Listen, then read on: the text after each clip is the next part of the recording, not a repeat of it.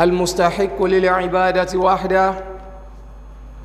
وهو الذي خلقكم والذين من قبلكم لعلكم تتقون، وهو الذي جعل لكم الأرض فراشا والسماء بناء، وأنزل من السماء ماء فأخرج به من الثمرات رزقا لكم فلا تجعلوا لله أندادا وأنتم تعلمون. قال ابن كثير رحمه الله تعالى: الخالق لهذه الأشياء هو المستحق للعبادة. أشهد أن لا إله إلا الله وحده لا شريك له، وأشهد أن محمدًا عبده ورسوله. أما بعد، فقد مر بنا في الجمعة الماضية ذكر شروط قبول العبادة عند الله سبحانه وتعالى، ولعلنا اليوم نتحدث عن تلكم العبادة التي خلقتم من أجلها. عباد الله، ما هي العبادة؟ العبادة كما عرفها ابن تيمية رحمه الله تعالى هي اسم جامع لكل ما يحبه الله ويرضاه من الأعمال والأقوال الظاهرة والباطنة، وهي أنواع كثيرة سنذكر بعض منها على سبيل التمثيل لا الحصر. معاشر المسلمين، إن من فضل الله علينا أن شرع لنا أنواعا عديدة من العبادة يتقرب بها العبد إليه، إذ المرء لا يعلم بأيها يدخل الجنة. أسأل الله تعالى رب العرش العظيم أن يعيننا جميعا لطاعته ويوفقنا لما يحب ويرضى، إنه ولي ذلك والقادر عليه. الحمد لله المستحق للعبادة وحده، الذي خلقكم والذين من قبلكم لعلكم تتقون. adúpẹ́ fún Ọlọ́run Ọba Allah subhanahu wa ta'ala, ọba tó yẹ pé òun nìkan ṣoṣo ló lẹ́tọ̀ọ́ sí ìjọsìn. Ọba yìí ni ọba tí ó ṣẹ̀dá mi tó ṣẹ̀dá rẹ̀. Ọba yìí ló ṣẹ̀dá àwọn tó síwájú wa, bákan náà àwọn míì tí ó wà lẹ́yìn wa náà, ọba yìí náà ni yóò ṣẹ̀dá wọn. Allah subhanahu wa ta'ala pẹ̀lú àwọn iṣẹ́ rẹ̀ yìí tí ń ṣe yìí, ó yẹ kí gbogbo ẹ̀dá tó bá máa núrò kí wọ́n máa lékún ní ìpáyà rẹ̀ ni. Ọba yìí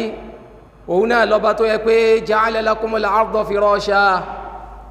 ó tẹ ilẹ̀ ẹlẹ̀ fún wa ká máa rìn lórí ẹ̀, ó tẹ bí ẹni fún wa, ó tẹ bí ìtẹ́ fún wa, kò jẹ́ kí ilẹ̀ náà lù mọ́ wa lẹ́sẹ̀. Was-samaa binaa, ọba Allahu yìí òun náà ni ó gbé sánmà sókè fún wa, ó ma sánmà sókè wa. Wa anzala minas samaa'i maa, ìwọ̀n sọ jáde ń rọ̀ fún wa láti inú sánmà omi. Fa akhraja bihi minath thamarati rizqan lakum, ó ṣe eléyìí kí irúgbìn ó lè máa jáde fún wa, kó máa jẹ́ àǹfààní fún wa. Láyé mi Ọlọ́run Ọba Allah ni mata'an lakum wa li an'amikum, Ọlọ́run ní gbogbo eléyìí tí mo ṣe yìí kó máa jẹ́ ìrọ̀rùn ayé fún yín, kó máa jẹ́ ìgbádùn fún yín àtàwọn nǹkan tẹ́ ń sìn. Ọlọ́run Ọba subhanahu wa ta'ala rọ̀jò látòkè sámà, ìwọ̀n mú irúgbìn jáde. Irúgbìn tí mú jáde yẹn, ibẹ̀ ló ní kálukú wa láti máa mú jíjẹ múmu wa. Kódà kó tiẹ̀ jẹ́ pé wọ́n kọ́ lọ gbìn, ṣébọ̀ ń jẹun, ọfọwọ́ ara rẹ̀ rà, àwọn kan ló gbìn inú lẹ́lẹ̀ ni wọ́n ti mú jáde. Ọlọ́run Ọba yìí subhanahu wa ta'ala òun náà ní ṣe eléyìí kó máa lè jẹ́ ìrọ̀rùn fún wa, kó lè jẹ́ pé ìntọ́lọ́run Ọba subhanahu wa ta'ala ti torí ẹ̀ ní káwásáyé yóò lè rọrùn fún wa, lọ́lọ́run fi ṣe gbogbo àwọn kẹwọ̀n yìí fún wa. Ọlọ́run Ọba subhanahu wa ta'ala ní fa akhraja bihi minath thamarati rizqan lakum, Ọlọ́run ní òjò tó ń bá ń sọ̀kalẹ̀ láti inú sánmà tí wọ́n mú irúgbìn jáde yìí, irúgbìn yẹn yóò máa ṣèso gbogbo àwọn nǹkan tí yóò máa jẹ́ àrísìkí fẹ́yìn, provision yìí tẹ́ máa lò. Ọlọ́run Ọba subhanahu wa ta'ala ní àwa là ń sọ kalẹ̀. Fala taj'alu lillahi andada wa antum ta'lamun, Ọlọ́run ní pẹ̀lú gbogbo tó ń ṣe fún wa yìí ẹ gbọ́dọ̀ fẹ́ nìkan sorogún òun Ọlọ́run ọba o tó bá lọ jẹ́ pé ẹ bá jẹ́ni tó mà. Ibn Kathir rahimahullahu ta'ala àwọn sàlàyé báyìí fún wa pé al-khaliqu li hadhihi al-ashya huwa al-mustahiqu lil-ibada, ẹni tó dá gbogbo àwọn nǹkan wọ̀nyí lóhun nìkan ṣoṣo tí ò sẹ́nìkan tó ràn lọ́wọ́ tá a bá fẹ́ ṣe ìjọsìn náà òun nìkan ṣoṣo náà ló yẹ ká máa fi ìjọsìn fún, a gbọ́dọ̀ fi ìjọsìn fún ẹlòmíì nítorí pé gbogbo nǹkan táwọn èèyàn ń jọ́sìn fún lẹ́yìn Allah subhanahu wa ta'ala yìí àwọn nǹkan wọ̀nyí wọn ò ní oore kan tí wọ́n ṣe nínú sẹ̀mí ayé àwọn tó ń jọ́sìn fún wọn. Àwọn tí wọ́n ń jọ́sìn fún nǹkan mi lẹ́yìn Ọlọ́hun Ọba Allah yìí àwọn tó ń jọ́sìn fún yìí àwọn kìíní yìí kọ́ ló dá wọn, òun kọ́ ló fẹ̀mí sí wọn lára, òun kọ́ ní rọ̀jò fún wọn àti gbogbo àwọn ìdẹ̀ra tọ́lọ́hun Ọba subhanahu wa ta'ala ti ń ṣe. Ọlọ́hun Ọba Allah ní ẹ má bẹ́ mi Ọlọ́hun Ọba ẹ má bá mi wọ́rogún o. Ibn Kathir fi wá sàlàyé pé tó ń dárú àrà báyìí tó ẹ pé òun nìkan ló dá ṣe gbogbo àwọn iṣẹ́ yìí, òun nìkan ló dá wa, òun nìkan ní dáadáa ayé, òun ló lè pààyàn, òun ló lè jí ẹni ó bá wù. Ọba yìí nìkan ṣoṣo náà ló yẹ ká máa fi ìjọsìn fún lódodo. A jẹ́rìí pé kò sí ọba kan tí ìjọsìn tọ́ sí lódodo àyàfi òun náà tí ń jẹ́ Allah. Bákan náà a jẹ́rìí pé Ànábì wa Muhammad sallallahu alayhi wa alihi wa sallam ẹrú sí Ọlọ́run ni wọ́n jẹ́, òjíṣẹ́ Ọlọ́run Ọba Allah ni Ànábì ń ṣe. Abẹ́lẹ́ wọn bá kó bá sàlékún kẹtí ó pọ̀ fún Ànábì wa Muhammad sallallahu alayhi wa sallam, kọ́lọ́n bá kí àwọn ará ilé Ànábì àti àwọn sọ̀hábà, kọ́lọ́n bá sá kẹ́ ní kọ̀ọ̀kan wa náà pọ̀mọ́ àwọn tí ó kẹ́ pẹ̀lú Ànábì sallallahu alayhi wa sallam. فقد مر بنا في الجمعة الماضية ذكر شروط قبول العبادة. Asàlàyé fúnra ara wa ní jùmọ̀ tí ó kọjá nípa àwọn májẹ̀mú tó jẹ́ yí pé Ọlọ́run Ọba Allah yóò fi gba ìjọsìn lọ́wọ́ wa. Gbogbo ìjọsìn tó bá lè wù ká ṣe táwọn májẹ̀mú tí a kà yìí èyí tí ò bá ti sí lára ìjọsìn Ọlọ́run ní gbarú ìjọsìn yẹn. Nínú àwọn májẹ̀mú yẹn wọn náà ní ká ṣe ìjọsìn nítorí Ọlọ́run Ọba Allah subhanahu wa ta'ala. Bákan náà gbogbo ìjọsìn tá a bá ṣe ká ṣe bá Nabi sallallahu alayhi wa sallam bó ti ṣe àìmọ̀ yóò sọ ọjọ́ sọ lọ ó lè ṣẹ̀sìn ó yẹ ju Nabi sallallahu alayhi wa sallam lọ. Ìlànà tó gbé kalẹ̀ òun náà ni ọjọ́ jọ lójú. Nabi sallallahu alayhi wa sallam Ọlọ́run gbé kalẹ̀ fún wa kó máa jẹ́ àríwòye dáadáa fún wa níbi ìjọsìn wa tá a bá fẹ́ ṣe. Èmi ò rírù ìjọsìn kan tí wọ́n lọ fẹ́ fi súnmọ́ Ọlọ́run Ọba ètà nẹ́bí wa ní gbáwájú rẹ̀ àbá nẹ́bí ò ní mọ̀ sí níta nẹ́bí ò bá fi mọ̀ sí gbàgbẹ́rù ìjọsìn yẹn kìí ṣe ìjọsìn tọ́lọ́wọ́n bá subhanahu wa ta'ala tí ó gbà lọ́wọ́ rẹ̀. Bákan náà ìjọsìn tó bá lọ jẹ́ pé ẹnìkan olórí ìjọ kan ló dálẹ̀ igbe báwọn ti máa ń ṣe lọ́dọ̀ táwọn ní báwọn bá fẹ́ ṣàdúrà báwọn ṣe máa ń ṣàdúrà ní àdìọ́kàn àwọn báwọn ti máa ń ní tẹ́lẹ̀ yìí ò wá ṣe déédéé àdìọ́kàn nẹ́bí sallallahu alayhi wa sallam. Irú nǹkan báwọn tó bá dára rẹ̀ láàmú jù bẹ́ẹ̀ lọ nígbà àgbà Ọlọ́run nígbà lọ́wọ́ rẹ̀. Àwẹ̀ lọ fẹ́ gbà ní ọwọ́ agbárú àwẹ̀ kan tá Nabi sallallahu alaihi wasallam làkalẹ̀ fún ọ abọ́ bàbára àwẹ̀ kan abọ́ bàràbàrà náfìlà kan ọgbàlá fún náfìlà kan àbí sàárà kan lọ́gbọ́lá fún àwa wá díẹ̀ tí sí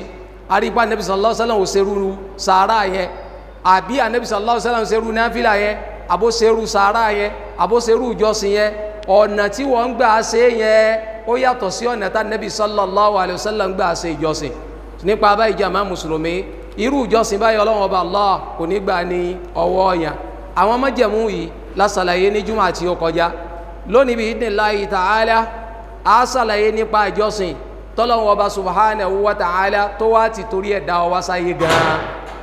Ká tó wá rí àwọn májẹ̀mú téèyàn máa ń rí lára rú àwọn ìjọsìn téèyàn bá fẹ́ ṣe yìí. Ibadallah àwọn ìjọsìn nínú Islam ìjọsìn kankan tó pọ̀ ni ìjọsìn olóńkà o ìjọsìn pọ̀ níta máa fi ń súnmọ́ Ọlọ́run Ọba Allah àmọ́ àwọn àrán ìjọsìn wọ́n lágbára jura wọn lọ. Ìjọsìn ọ̀ranyàn wà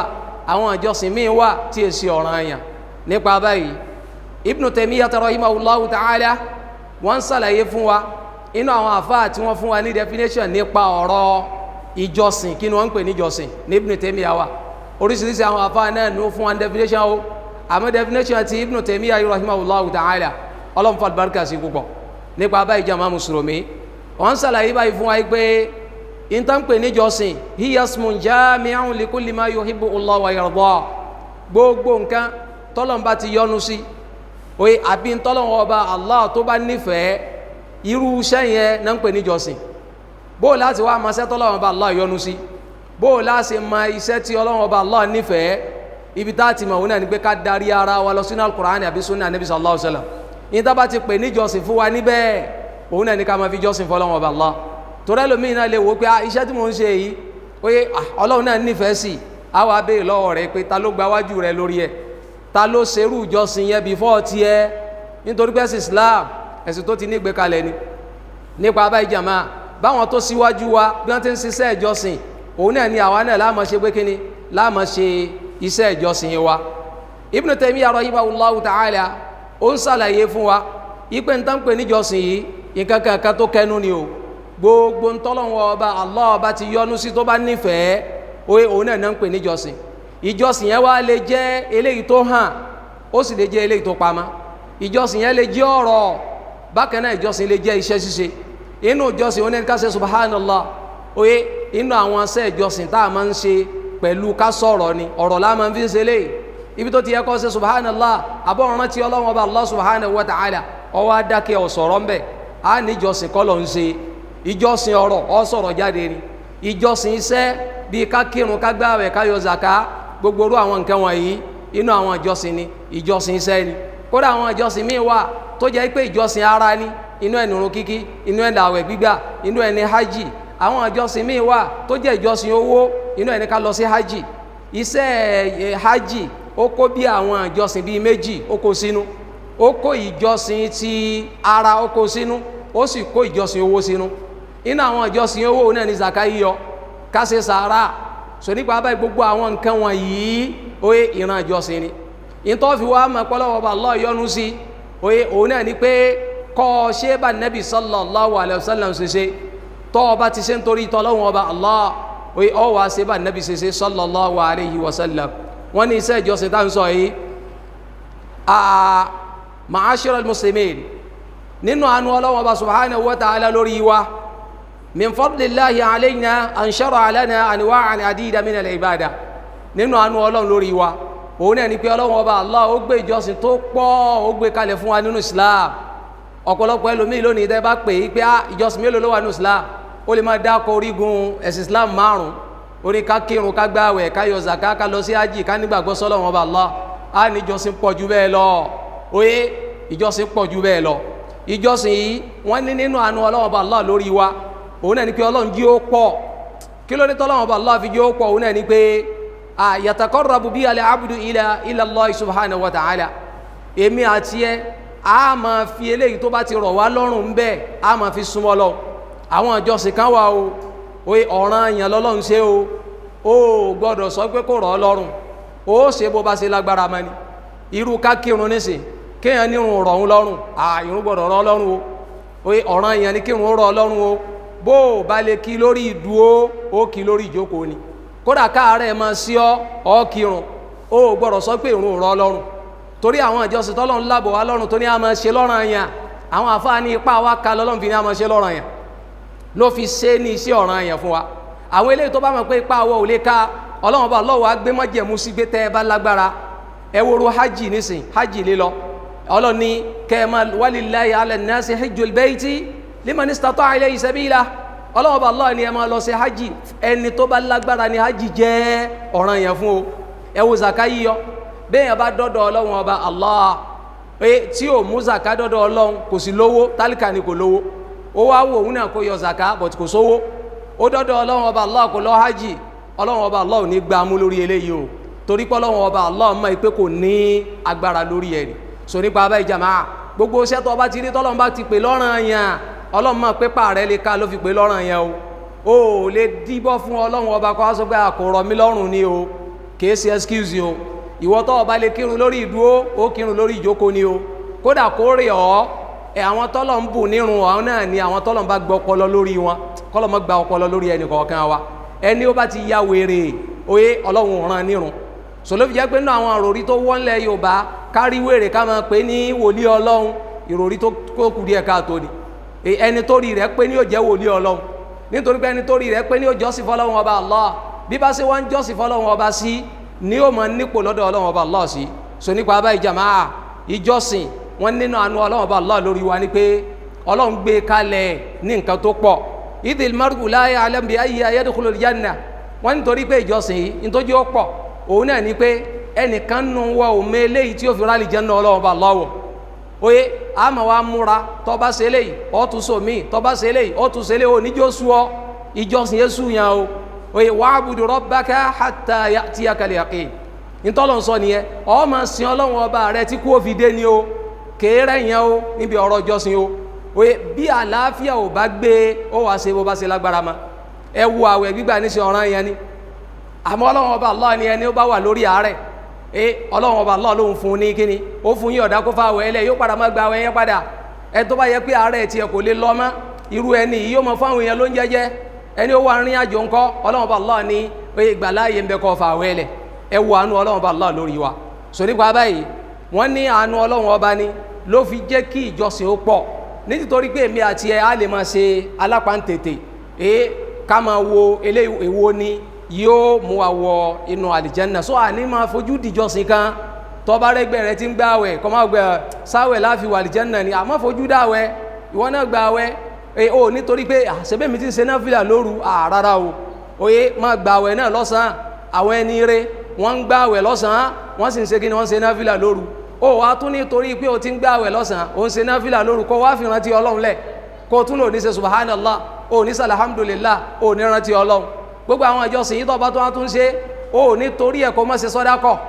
kó má ṣe sàárà so nípa abá ìjàmá àìfojú kéré ìjọsìn bákan náà gbogbo àwọn ìjọsìn tẹ́rí tó dákọ̀ yìí o nítorí rẹ̀ pé o ti ń ṣe kó wá rí páàrin àwọn èèyàn ń dàrú kó má ṣàtúnṣe wọn o ní fojú di ó ṣe léyìn náà Ọlọ́run ọba Allah yóò tún fi ládàá kún ládàá rẹ ni gbogbo àwọn ìjọsìn tó kà síwájú yìí o nítorí pé o ti ń ṣe kó wá rí nǹkan kankan lójú ọ̀nà tó lè pa àwọn èèyàn lára kó má wàá mú kúrò tó ní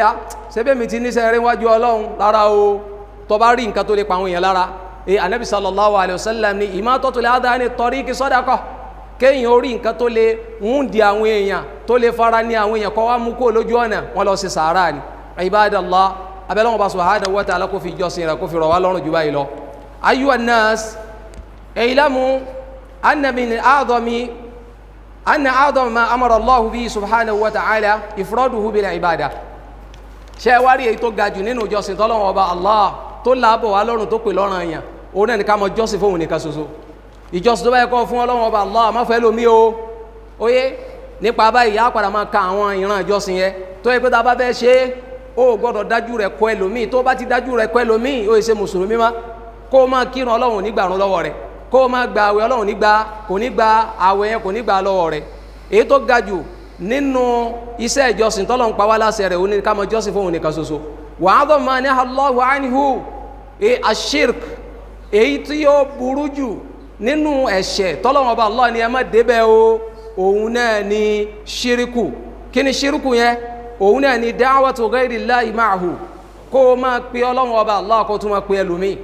oye bóyá ń bi àdúrà rẹ ni bóyá ń bi ìjọsìn rẹ ni ó ń ṣe fún Ọlọ́run ó tún ṣe fẹ́ lòmíì wọ́n ní oye èyàn ti kó síbi kíni èyàn ti kó síbi ìbọ́lọ́wọ́n bá Allah orogún Ọlọ́run sọ fún Suratu Nisa ayah 36 Ọlọ́run bá Allah ni wa'budullah wala tushriku bihi shay'a Ọlọ́run ni ẹ máa ṣe èmi Allah nìkan ẹ má bá mi wórogún o wa mimma amara Allahu bihi iqamus salah inú ìjọsìn tọ́lọ́wọ́n bá Allah tó tún ṣe lọ́rùn àyẹ̀lẹ́ wa lórí tó fẹ́ ká tó fi súnmọ́ òun náà ní irun kíkí o ẹlòmíì ló ní irun mùsùlùmí irun rọ́ lọ́rùn tábàwá ni o ma kírun yóò ní àwọn tán kírun náà ńkọ́ inú wọn ò dá àní subhanallah bóun ni wọ́n ṣe máa gbé inú wọn ò dá oye nípa abáyé jẹ́ ọmọ mùsùlùmí tó bá rí ẹni tí ń kírun tó wá rí pé inú rẹ̀ ò dá wádìí ó ń tọ̀hún irun lápá dáadáa lára rẹ̀ ni torí nínú iṣẹ́ tí irun tó fẹ́ wá ṣe lára wa òun náà ni pé kó wá gbé wa kó ń bí ìwà àbàjẹ́ Ọlọ́run ọba Allah ni inna salata tanha anil fahsha'i wal munkar Ọlọ́run ní ẹ̀rí irun kíkí yóò máa kọ ìwà àbàjẹ́ fún yín tó bá wá rí mùsùlùmí tí ń kírun lójú méjèèjì tí tún hùwà bú a jẹ́ pé irú mùsùlùmí yẹ ìrun ò tí ì ṣiṣẹ́ tó yẹ kó sí lára ẹ̀ ọ̀rọ̀ rẹ̀ dà gẹ́gẹ́ bí ẹni tó rẹ̀ tán ni ó máa lo oògùn tó wá ní oògùn yóò ṣiṣẹ́ sọ́wọ́ torí pé ńgbà tó oògùn ò ṣiṣẹ́ wà pé oògùn tì sẹ́mi pé yóò máa lo oògùn yẹn lọ ní tálàáfí tí ó fi dá rẹ̀ so ìdá tó bá rí mùsùlùmí kan náà tí ò níwà ó sì lẹ́sìn gbà yí pé ẹ̀sìn ò tí ì dùn lára ni torí bẹ́sìn bá dùn lára gbogbo àwọn wàbàjẹ́ yẹn ó yẹ kó lè kọ́ fún wọ́n ní arákùnrin kan wọ́n ní máa ń jalè lójú ayé anabi sallallahu alayhi wa sallam àmọ́ máa ń kírun dáadáa wọ́n wá ní arákùnrin wọn fẹjọ́ rẹ̀ sùn anabi sallallahu alayhi wa sallam anabi wá ní ẹ̀sìn ní máa ń kírun wọ́n níbẹ̀ ní máa ń kírun anabi ní tó bá lọ jẹ́ pé ń kírun dáadáa ni ìrun ó gbà tọwọ́ rẹ̀ yẹn lọ́wọ́ ẹ̀ eléyìí ni ó jẹ́ pé mọ́gbàtàn jẹ́ ipe torí pé ẹnìkan ó tiẹ̀ ó ń ṣe sí olóore kan iṣẹ́ olóore yẹn òye kò wá kọ́ di kó má hùwà àbàjẹ́ kí wọ́n wá ní òní ṣe sí olóore yẹn pèsè báwọn tó ń ṣe náà ni bó lọ́rọ̀ wọn rí rárá o sò nípa báyìí pàápàá jùlọ ọ̀run kíkí ọ̀pọ̀lọpọ̀ mùsùlùmí lónìí a máa fi irun ráre tábà wá ní ẹ kírun náà ni ṣérun ni ó mú ara àánú ọlọ́run ni béèyàn ò bá ti kírun ọ̀ níra àánú ọlọ́run o kódà àìkírun yóò jẹ́ sábàbí téèyàn fi wọnú ọlọ́run ọba Allah wọ́n láwọn kan ọlọ́run ó dà wọ́n sínú ilé náà wọ́n máa bèèrè lọ́wọ́ pé ma salakakum fi sakar kí ló jẹ́ wọnú náà sakar báyìí qalu lam naku minal musallin wọ́n láwọn èkírun ni ẹni tí ò bá ti kírun kìí ṣe mùsùlùmí o wọ́n sì gbà tán jẹ́ pẹ̀lú pé àwọn tí ò kírun yìí náà àwọn àfáà ni àpẹẹrẹ tó fi mọ̀ pé kìí ṣe àfáà tọ́lọ́wọ́n ọba Allah nìyẹn nítorí pé ẹni tó yẹ kó páyọ ọlọ́wọ́n ọba Allah ju àwọn àfáà ni ọlọ́ni innama yakhsha Allah min ibadihi al-ulama àwọn tó yẹ kó bẹ̀rù ọlọ́run jù nínú àwọn ẹ̀dọ́ ọlọ́run àwọn àfáà ni sọtọ́ bá wá rí i pé wọ́n ní àfáà kan ń górí èèyàn wọ́n ní àfáà kan oyè ń pọ̀fọ̀ wọ́n láfáà kan ń hu àbàjẹ́ gbà yí pé oyè ń ti ń ṣe yẹn ló má sí rẹ̀ túgbẹ́ àṣekè sàfáà tọ́lọ́run ọba Allah nípa báyìí jàmá mùsùlùmí abẹ́ ọlọ́run bá subhanahu wa ta'ala kí ó ṣe wá ní mùsùlùmí òdodo bákan náà ìtàwù zaka iná àwọn ìjọsìn tọ́lọ́run ọba Allah tó rán wa ni sọ́mu Ramadan kágbáwé Ramadan náà ló kú dẹ̀dẹ̀ kó wọlé abẹ́ ọlọ́run bá subhanahu wa ta'ala an yuballighana Ramadan kọlọmọsá jíkẹ́ Ramadan kọlọ̀ jó bẹ́ẹ̀ ní kọ̀ọ̀kan wa pẹ̀lú rọrùn gbogbo ń tá fi gbà láyé iman lárúsìkí lálàáfíà kọlọmọsá jogun rẹ̀ fẹ́ ní kọ̀ọ̀kan wa ọlá agbára ọlọ́run ọba Allah tábà wá gbà tá kọlọ́run gbà lẹ́sìn lọ́wọ́ wa ọlá hayyul qayyum naam ọlọ́run sọ fún wa náà Qur'an karim ọlọ́run wa ma umiru illa liya'budullaha mukhlisina lahu dina hunafa ọlọ́run ọba Allah ni kò sáṣẹ ẹ̀kan tá a pa yín tó wá lágbára tó ju gbé kíni lọ ẹ máa jọ́sìn fẹ́mi ọlọ́run ọba Allah nìkan ṣoṣo mukhlisina lahu din ìjọsìn yẹmi ọlọ́run nìkan lẹ́fún hunafa awa yuqimu sala kẹwa gúnrí kò níbi gbogbo táwọn èèyàn jọ́sìn fún lẹ́yìn ọlọ́run ọba Allah kẹwa darújú jọ́sìn yín kọ́ ọlọ́run ọba Allah wa yuqimu sala bákan náà máa kírun a ní pèyàn lólùgbàgbọ́ òdodo oyè ká máa wá rí irun nínú kíni nínú ẹrú rẹ̀ anabi sallallahu alaihi wasallam tẹ́ bá ti jáde láyé awwal ma yuhasabu bihi al-abdu yawm al-qiyamah salah nítorí kọ́kọ́ béèrè lọ́wọ́ ẹrú téèyàn bá ti jáde láyé ọ̀n wọnú sàárè báyìí ìwọ tó yẹ kírun ọmọ sọfọ kọlọmọsá fi irun rọ ẹnì kọ̀ọ̀kan wa lọ́rùn àkọ́kọ́ tó kọ́kọ́ béèrè lọ́wọ́ rẹ̀ tí ó kọ́kọ́ wúlò fún ọ nínú iṣẹ́ ìjọsìn oyè lẹ́yìn ọ̀rọ̀ gbàgbọ́ irun kíkí jà kan bẹ́ẹ̀ wọ́n wá béèrè lọ́wọ́ rẹ̀ nípa ọ̀rọ̀ ọ̀run jama so nípa báyìí àìkírun anabi sallallahu alaihi wasallam yóò yẹ pé al-ahdu alladhi baynana wa baynahum as-salah anabi ní yàtọ̀ tó wà láàrin mùsùlùmí àtẹ̀ntì ẹ̀sìn mùsùlùmí òun náà ní irun faman tarakaha ẹni ó bá fi irun lẹ̀ faqad kafar kèfèrí ló ń tọ̀ so àìkírun ni ó máa túnà àṣírí pé ó ń tọ̀ wọ́n èsè mùsùlùmí má gbàtàn jẹ́ pẹ̀lú pé àfa àkájú òkú sóde àsìkò òrùn wa tó wọ́n wá ní ẹ wá lọ kírun ó láwọn lọ kírun ní maka a sọ fún ọ pé mọ́sálásí àdúgbò yín náà ti ní ọ kírun ọlọ́run ọ̀ràn maka nítorí pé nígbà tá nẹ́bí wà láyé sallallahu alayhi wa sallam ká kírun ní ìgboro ìlú maka ó lọ́lá náfìlà tá a gbà ní oyè mọ́sálásí haram tá a bá kírun bẹ́ẹ̀ ó lọ́lá ju eléyìí tá a gbà ní mọ́sálásí ànẹ́bí lọ sallallahu alayhi wa sallam ànẹ́bí wa torí ẹ̀ kó wá kú ò ní Madina kó lóun lọ kírun ní maka so nípa abáyé jama gbogbo àwọn ọ̀rọ̀ ọ̀rọ̀ tó ti rọ síyàn lórí ńgbà kan ìpè àfa kan kò wá kírun wọn béèrè lọ́wọ́ rẹ̀ pé èkìlódé tẹ̀ kírun bàbá ó wà ní falamu adiri anni usalli bi makata mọ́ pé mi lọ kírun maka ni hadha kadhib irọ́ burúkú lélẹ́ yo oye anabuwa Muhammad sallallahu alaihi wa sallam kò kúrò láti Madina kó lóun lọ kírun ní maka so mọ́sálásí àdúgbò rẹ̀ lọ ti kírun bí ó bá ti kírun èsè mùsùlùmí o má wàá gbàtànjẹ pẹ̀lú pé ẹnìkan ò kírun ni ó wàá sọ oye kí wọn náà máa fi irun ráre kó wá sọ di ẹ̀tọ́ fún ọ ibadallah wọn nínú àwọn àrùn àjọsìn tọ́lọ́wọ́n bá subhanahu wa ta'ala tó tó bẹ̀ wá òun náà ní gbogbo tọ́lọ́wọ́n bá tún ní a máa ṣe ká jìnà sí ká máa ṣe wọ́n ní jọsìn ni o ṣe rí ẹni tí ò bá mutí pẹ̀lú àníyàn pọ́lọ́wọ́n ọba Allah tí ò dáa kẹsí pé kò rọ opportunity ọtí o wọ́n lọ ń jọsìn fọ́lọ́wọ́n ọba Allah ni ẹni ó bá pa zinati kò ṣàgbèrè ní tìtorí pé ọlọ́wọ́n ọba Allah ní ò dáa ní ò fi ṣe wọ́n lọ ń jọsìn fọ́lọ́wọ́n ọba Allah ni o bákan náà ká má gba owó èlé rìbá gbogbo orú àwọn nǹkan ẹ̀ṣẹ̀ yẹn ọwọ́ apáàtì nítorí tọ́lọ́wọ́n ọba Allah subhanahu wa ta'ala wọ́n lọ ń jọ́sìn fún ọlọ́wọ́n ọba Allah ni inú jọ́sìn tọ́lọ́wọ́n ọba subhanahu wa ta'ala tó tún ra wa òun náà ni àdúà ká máa ṣàdúà kódà wọ́n ní gbogbo ẹni tí ó bá ṣàdúà ọlọ́wọ́n ọba Allah máa bínú sóńtọ̀ ká máa ṣàdúà bọ̀tà àdúà tá a ṣe yìí a gbọ́dọ̀ dájú àdúà wa kọ ẹ̀dá kan náà àwọn ẹ̀dọ́ ọlọ́run ó gbọ́dọ̀ pé ànábì ọlọ́run ó gbọ́dọ̀ sọ pé ya Rasulallah, ó gbọ́dọ̀ pé ada haram nínú ẹ̀sìn Ọlọ́run ọba Allah, ó gbọ́dọ̀ sọ pé ya Sheikh Ibrahim kó fẹ́ ṣàdúrà kó wá pé Ibrahim Kaula àbí kó pé Ahmed Tijani, gbogbo orú àwọn nǹkan báyìí ẹbọ ni. Ọlọ́run ọba Allah là máa ń pè Ọlọ́run wala tad'u ma'a Allahi ahada, ẹni ẹ gbọ́dọ̀ pé ẹlòmíì má mi níbi iṣẹ́ ìjọsìn yìí tẹ́ bá fẹ́ ṣe àdúrà rẹ má pè ẹnì kankan Ọlọ́run ọba Allah ló pè. Kódà tó bá fẹ́ tọrọ àdúrà má fọlẹ́ ẹnìkan tọrọ Ọlọ́run nìkan má fi tọrọ. Tọ́ba wa sọ pé ọlá ànẹ́bì mà tóbi á ní ọlá ànẹ́bì tóbi lóòótọ́, àmọ́ kò sẹ́rì tó ní àfọlá rẹ̀ ṣe kíni tó ní àfi tọrọ. Nígbà ànẹ́bì náà wà láyé sallallahu alayhi wa sallam, Ọlọ́run là ànẹ́bì fi ń ṣe kíni ní fi ń tọrọ. Bákan náà nínú àwọn ìjọsìn òun náà ní ìbẹ̀rù kan wà wọ́n ń pè ní khawfu sir, àwọn ìbẹ̀rù nǹkan tá a lè rí yí pé kéèyàn wò pé kíní kan lè gbẹ̀mí lọ́rùn mi àbí kíní kan ó lè mú mi ga sókè lẹ́yìn Ọlọ́run ọba Allah, ó gbọ́dọ̀ níbẹ̀rù nǹkan kan. Tó o bá ti níbẹ̀rù pé nǹkan kan wà tó lè gbẹ̀mí lọ́rùn rẹ àbí nǹkan kan wà tó lè mú ọ kúrò láyé àbí nǹkan kan wà tó lè gba ipò lọ́wọ́ rẹ àbí nǹkan kan wà tó lè gbé ọ̀gá lẹ́yìn Ọlọ́run ọba Allah, wọn lọ ti wà náà tán bá Ọlọ́run ọba Allah wa orogún. Bákan náà nínú àwọn ìran ìjọsìn àlèkà gbogbo ẹ̀ tán òun náà ni al-isti'ana, ìwà ìrànlọ́wọ́. Ọ gbọ́dọ̀ wá ìrànlọ́wọ́ lọ sọ́dọ̀ ẹlòmíì àyàfọ́ Ọlọ́run ọba Allah. Tá a bá ń kírun nísìnyí oye nínú àwọn súrà tó jẹ́ ọ̀ranyàn tá a gbọ́dọ̀ máa kà òun náà ni suratul Fatiha. Àmọ́ wa sọ ń bẹ pé iyyaka na'budu wa iyyaka nasta'in, Ọlọ́run ìrẹ nìkan la máa fi jọ́sìn fún, ìrànlọ́wọ́ ńkọ́ ọ̀dọ̀ Ọlọ́run nìkan la wà wá. O gbọ́dọ̀ wá ìrànlọ́wọ́ rẹ lọ sí bí ọ̀dọ̀ àwọn ìdọ̀ Ọlọ́run ọba Allah. Kọ́ lọ fẹ́ wá sọ́ra ní ìsìnká wá fún ọgbẹ́rẹ́ kan pé kó o sin ọ̀ ń bọ́ Ọlọ́run wórogún ni o, àbí ọ̀ ń wá gbéga kan ká ní ọṣẹ kan ní kọ́ wẹ̀ ọ̀ ń bọ́ Ọlọ́run wórogún ni o, ọṣẹ yẹn ti dán Ọlọ́run mọ́ ọ lọ́wọ́, nítorí pé iṣẹ́ tó yẹ kọ́ ọ ṣe àdìọ́kàn tó yẹ kọ́ ọ ní sọ́lọ́run ọba Allah ọ ní sọ́sẹ̀ yẹn téèyàn bá sì ti gbé àdìọ́kàn tó yẹ kó ní sọ́lọ́run sọ́dọ̀ ẹlòmíì irú ń tọ̀hún ti wà nínú àwọn tí ń bọ́ Ọlọ́run ọba Allah wa orogún. Bákan náà at-tawakkul ala Allah, ìgbára lọ́lọ́run. Kí ni à ń pè ní tawakkul ala Allah? Òun náà ni pé kéèyàn ó gbára lé Ọlọ́run ọba Allah lẹ́yìn ìgbà tó bá ti ṣe àwọn ìgbìyànjú tán. Lápèjúwe èèyàn wá rìsìkì, oye ọ̀nà táwọn máa ń gbà wá rìsìkì, tó bá fẹ́ gbára lọ́lọ́run ọba Allah, oye òun náà ni pé kó wá sẹ́tọ̀ máa ṣe, oye ó wà á máa ní ládìí ọkàn pé sẹ́tọ̀ ń ṣe yẹn gẹ́gẹ́ kọ́ ni ó gbé owó wá fún ọ. Ọlọ́run ọba Allah subhanahu wa ta'ala òní máa ń sáré sìkì fún yàn, àmọ́ àgbọ̀dọ̀ sáláì má ṣiṣẹ́. Bákan náà iná àwọn ọ̀ràn ìjọsìn tó tún wà ń bí tá a tó kọ́lẹ̀ òun náà ni pé kí ni al-istighatha, ká máa pariwo gbàmígbàmí ipe kẹ́nìkan ó gbà ọ́ o, àgbọ̀dọ̀ pé ẹlòmíì kó gbà wá àyàfọ́ Ọlọ́run ọba Allah subhanahu wa ta'ala. Wọ́n ní Ànábì wa Muhammad sallallahu alaihi wasallam lójú ogun Badr, ojú ogun lágbára débi pé wọ́n là Ànábì sallallahu alaihi wasallam, Ànábì wo àwọn mùsùlùmí wọn ò ju 300 lọ, Ànábì wá wo àwọn kèfèrí tí ń bá wọn jà tán fẹ́ wá bá wọn jà, Ànábì rí i pé wọ́n lé 1000, ẹgbẹ́ wa mi ní 1900. Wọ́n ní bá Ànábì ṣe rí báyìí, Ànábì wá kọjú sí kíbílà,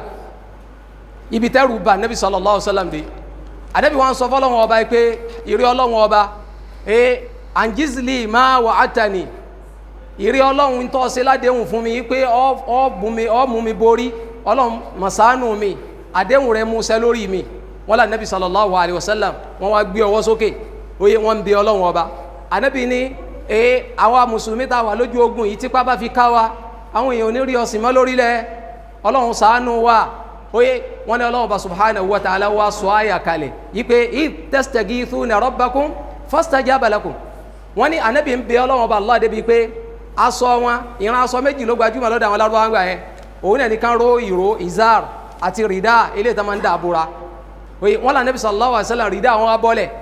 Abubakar ló wá mú sẹ́yìn wọn padà pé ìrà Ànábì oye kafaka munashadatuka rabbaka, pípè tó pe Ọlọ́run ọba rẹ̀ yẹn ó ti tó, Ọlọ́run ọba rẹ̀ yóò padà pé àdéhùn tó ṣe yóò padà pé fún ọ. Ọlọ́run wá sọ àyà kalẹ̀, ó wá ràn Nabi sallallahu alaihi wasallam, ó wá ràn wọ́n sí lórí àwọn kíni, lórí àwọn ọ̀tá. Àwọn àfáàní ẹ̀kọ́ tá a rí mú bẹ́ẹ̀ òun náà ni pé tó bá yẹ pé Ànábì nígbàlà lọ́dọ̀ ni kò yẹ ká Ànábì yóò pe Ọlọ́run lójú ogun. So ìgbà tá Ànábì wà nígbàlà lọ́dọ̀, tó o bá fẹ́ ṣàdúà náà má pe Ànábì sallallahu alaihi wasallam. Aláwọn èèyàn lónìí tó bá fẹ́ ṣàdúà wọ́n ní ya Rasulallah khudh bi yadi wa tadarakani fa anta abi, ìrẹ́ Ànábì gbá mi lọ́wọ́ mú, eléyìí ṣe kò ní ìbọ́lọ́wọ́ bá Allah worogun. Ó ti yé bákan náà ọ̀gbọ́dọ̀ pé Shehu Tijani ọ̀gbọ́dọ̀ pé ẹnì kankan náà àwọn ẹ̀dọ́ Ọlọ́run ọba Allah tó bá fẹ́ ṣàdúà, nítorí pé àwọn wọ̀nyí náà ọ̀lẹ ni wọ́n wájú Ọlọ́run ọba Allah nìkan ni làá máa ń pè. Ọlọ́run ọba sọ fún wa ní Al-Qur'ani Karim, Ọlọ́run ọba Allah ni wa man adallu mimman yad'u min dunillah man la yastajibu lahu ila yawmil qiyamah wa hum an du'a'ihim ghafilun. ọlọ́run ọba Allah ni kò sẹ́ni tó nù tó ẹni tí ń pe ẹni tó yàtọ̀ sí Allah subhanahu wa ta'ala tó sì yẹ pé ẹni tó ń pè yìí kò gbọ́ pọ̀ ń pè wọn ọlọ́run ọba Allah ni tó bá pè wọn gan wọn ò lè gbọ́ bákan náà tí wọ́n bá gbọ́ mastajabu du'aakum wọn ò lè gbàdúrà yín so nípa báyìí eléyìí ni sókí dákàrà ṣàlàyé fún wa nípa ìjọsìn pọ̀ gan àmọ́ gbogbo ìjọsìn tá a bá fẹ́ ṣe pátápátá ká gbìyànjú ká jẹ́ ó jẹ́ ìjọsìn tọ́lọ́run ó yọ́nú sí ká sì jẹ́ ó jẹ́ ìjọsìn tọ́lọ́run nífẹ̀ẹ́ sí